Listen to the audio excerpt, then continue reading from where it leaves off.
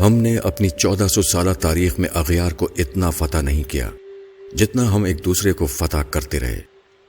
آپ کو شاید یہ جان کر حیرت ہو کہ مسلمانوں نے دنیا کا 95% علاقہ اسلامی عروج کی پہلی صدی میں فتح کر لیا تھا۔ مسلمان اس کے بعد 1350 سال اس علاقے کے لیے ایک دوسرے سے لڑتے رہے۔ ہمارے علم، فلسفے، سائنس اور ایجادات کی 95% تاریخ بھی ابتدائی 300 سال تک محدود تھی۔ ہم نے واقعی 1000 سال میں جنگوں کے سوا کچھ نہیں کیا۔ آپ آج 2018 سے 1000 سال پیچھے چلے جائیں، آپ کو محمود غزنوی ہندوستان پر حملہ کرتا ملے گا۔ سب سے پہلے ملتان پر حملہ کر کے اسماعیلی فرقے کے مسلمانوں کا قتل عام کیا کرتا تھا اور دولت لوٹ کر لے جاتا تھا۔ آپ اسپین میں مسلمانوں کے ہاتھوں مسلمان کا گلا کٹتے دیکھیں گے۔ آپ کو ترکی میں سلجوق تلواریں اٹھا کر پھرتے نظر آئیں گے۔ آپ کو عرب میں لاشیں بکھری ملیں گی، شیعہ سنی اور سنی شیعہ کے سر اتارتے نظر آئیں گے۔ مسلمان کو فتح کر رہا ہوگا، مسلمانوں کی مسجدیں جلاتے دکھائی دیں گے، اور آپ مومنوں کے ہاتھوں میں مومنوں کے سروں کے مینار بنتے دیکھیں گے۔ آپ 1018 سے آگے آتے چلے جائیں، آپ کے سارے طبق روشن ہوتے چلے جائیں گے۔ آپ کو مسلمان کو قتل کرتے اور قتال کے درمیان وقفے میں حرام خوری کرتے نظر آئیں گے۔ ہم نے اس کے بعد باقی 1000 سال تک حرام خوری کے سوا کچھ نہیں کیا۔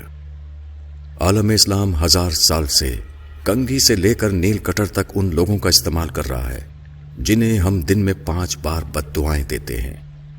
آپ کمال دیکھیے، ہم مسجدوں میں یہودیوں کے پنکھے اور اے سی لگا کر، عیسائیوں کی ٹوٹیوں سے وضو کر کے، کافروں کے ساؤنڈ سسٹم پر اذان دے کر اور لا دینوں یعنی چائنا کی جائے نمازوں پر سجدے کر کے ساری دنیا کے لادینوں کی بربادی کے لیے بد دعائیں کرتے ہیں۔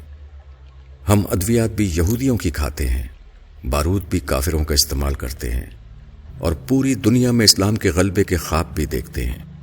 آپ کو شاید یہ جان کر حیرت ہوگی کہ ہم خود کو دنیا کی بہادر ترین قوم سمجھتے ہیں، لیکن ہم نے پچھلے 500 برسوں میں کافروں کے خلاف کوئی بڑی جنگ نہیں جیتی۔ ہم 5 صدیوں سے مار اور صرف مار کھا رہے ہیں۔ پہلی جنگ عظیم سے قبل پورا عرب ایک تھا، یہ خلافت عثمانیہ کا حصہ ہوتا تھا۔ یورپ نے 1918 میں عرب کو 12 ملکوں میں تقسیم کر دیا اور دنیا کی بہادر ترین قوم دیکھتی کی دیکھتی رہ گئی۔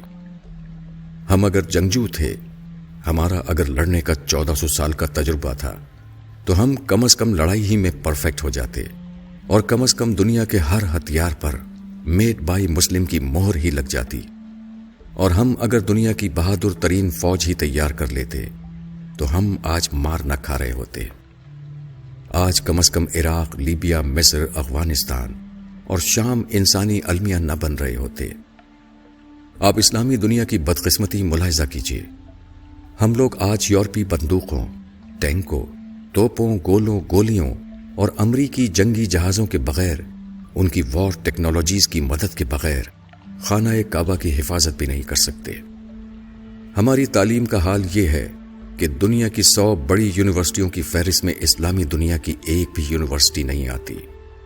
ساری اسلامی دنیا مل کر جتنی ریسرچ پیپر تیار کرتی ہے، وہ امریکہ کے ایک شہر بوسٹن میں ہونے والی ریسرچ کا نصف بنتا ہے۔ پوری اسلامی دنیا کے حکمران علاج کے لیے یورپ اور امریکہ جاتے ہیں۔ یہ اپنی زندگی کا آخری حصہ یورپ، امریکہ، کینیڈا اور نیوزی لینڈ میں گزارنا چاہتے ہیں۔ دنیا کی 90% تاریخ اسلامی ملکوں میں ہے، لیکن اسلامی دنیا کے 90% خوشحال لوگ سیاحت کے لیے مغربی ملکوں میں جاتے ہیں۔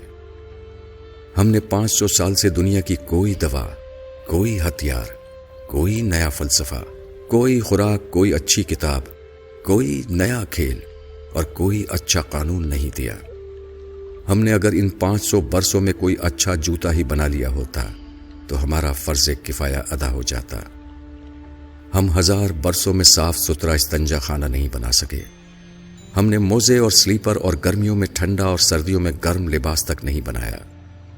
ہم نے اگر قرآن مجید کی اشاعت کے لیے کاغذ پرنٹنگ مشین اور سیاہی ہی بنا لی ہوتی تو ہماری عزت رہ جاتی، مگر یہ بھی ہمارے علماء کی فکری ارتقاء میں بسنے والے کافروں نے ہی بنائی ہے۔ ہم تو خانہ کعبہ کے غلاف کے لیے کپڑا بھی اٹلی سے تیار کراتے ہیں۔ ہم تو حرمین شریفین کے لیے ساؤنڈ سسٹم بھی یہودی کمپنیوں سے خریدتے ہیں۔ ہمارے لیے آب زمزم بھی کافر کمپنیاں نکالتی ہیں۔ ہماری تسبیحات اور جائے نمازیں بھی چین یعنی ایک لادین ملک سے آتی ہیں، اور ہمارے احرام اور کفن بھی جرمن مشینوں پر تیار ہوتے ہیں۔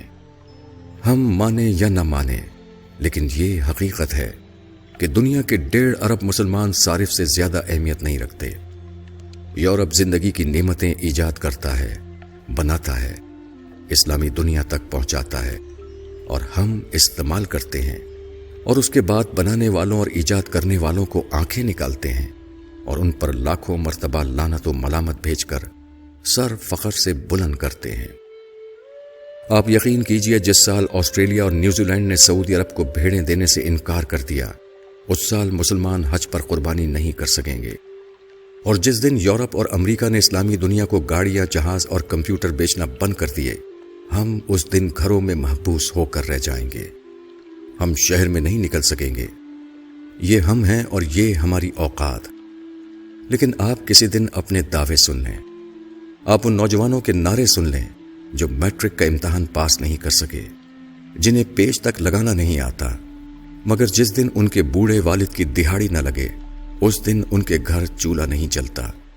آپ ان کے نعرے، ان کے دعوے سن لیجئے۔ یہ لوگ پوری دنیا میں اسلام کا جھنڈا لہرانا چاہتے ہیں، یہ اغیار کو نیست و نابود کرنا چاہتے ہیں۔ آپ اپنے علماء کرام کی تقریریں بھی سن لیجئے، یہ اپنے مائک کی تار ٹھیک نہیں کر سکتے، یہ اللہ اور اللہ کے رسول صلی اللہ علیہ وسلم کا نام اپنے مریدوں تک مارک زکربرگ کی فیس بک کے ذریعے پہنچاتے ہیں۔ یہ لوگوں کو تھوکنے کی تمیز تک نہیں سکھا سکے۔ یہ آج تک ابن تیمیہ، ابن کثیر، امام غزالی اور مولانا روم سے آگے نہیں بڑھ سکے۔ پورے عالم اسلام میں ایک بھی ایسا شخص نہیں جو ابن عربی کو سمجھنے کا دعویٰ کر سکے۔ ابن حشام اور ابن اسحاق بھی ہم تک آکسفورڈ پرنٹنگ پریس کے ذریعے پہنچے تھے، اور ابن رشد بھی ہمیں یورپ کے اسکالرز نے سمجھایا تھا۔ لیکن آپ علماء کرام کی تقریریں سن لیں، آپ کو محسوس ہوگا نعوذ باللہ، نعوذ باللہ، پوری کائنات کا نظام مولانا اللہ دتہ چلا رہے ہیں۔ یہ جس دن حکم دیں گے اس دن سورج طلوع نہیں ہوگا، اور یہ جس دن فرما دیں گے اس دن زمین پر اناج نہیں اگے گا۔ ہم نے آخر آج تک کیا کیا ہے؟ ہم کس برتری پہ خود کو دنیا کی عظیم ترین قوم سمجھتے ہیں، جو آج تک ہر جمعے کے خطبے میں گلا پھاڑ پھاڑ کر نظام مصطفیٰ صلی اللہ علیہ وسلم پر فخر کرنے کے باوجود اسے مسلمانوں کے کسی بھی ملک میں نافذ نہیں کر سکے؟ مجھے آج تک اس سوال کا جواب نہیں مل سکا۔